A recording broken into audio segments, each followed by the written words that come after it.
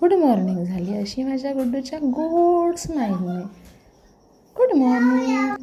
तर माझ्या आजीने मंजू आणि मामाने एवढं सारं काही दिलं, दही, दूध, परत प्युअर दूध. आजी आणि वडिलांची माया ही खरंच खूप वेगळी असते, नाही का? होता दुसरा श्रावणी सोमवार.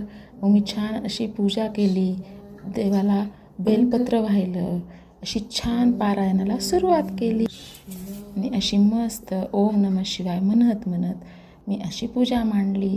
कशी वाटते पूजा नक्की सांगा. नंतर मी काही वेळ मी माझ्या मुलाने गुड्डूने मस्त अभ्यास घेतला. आमच्या गुड्डूला खूप काही येतं. यांना उपवास होता म्हणून मी असा भोपळ्याचा, जो आजीने पाठवला होता, त्याचा असा हलवा तयार केला.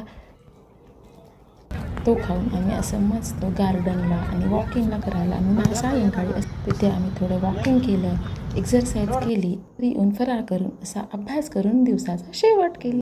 गुड मॉर्निंग झाली अशी माझ्या गुड्डूच्या गोड स्माईलने. Good morning. तर माझ्या आजीने मंजू आणि मामाने एवढं सारं काही दिलं, दही, दूध, परत प्युअर दूध. आजी आणि वडिलांची माया ही खरंच खूप वेगळी असते, नाही का? होता दुसरा श्रावणी सोमवार. मग मी छान अशी पूजा केली, देवाला बेलपत्र वाहिलं, अशी छान पारायणाला सुरुवात केली आणि अशी मस्त ओम नमः शिवाय म्हणत मी अशी पूजा मांडली. कशी वाटते पूजा नक्की सांगा. नंतर मी काही वेळ मी माझ्या मुलाने गुड्डूने मस्त अभ्यास घेतला. आमच्या गुड्डूला खूप काही येतं.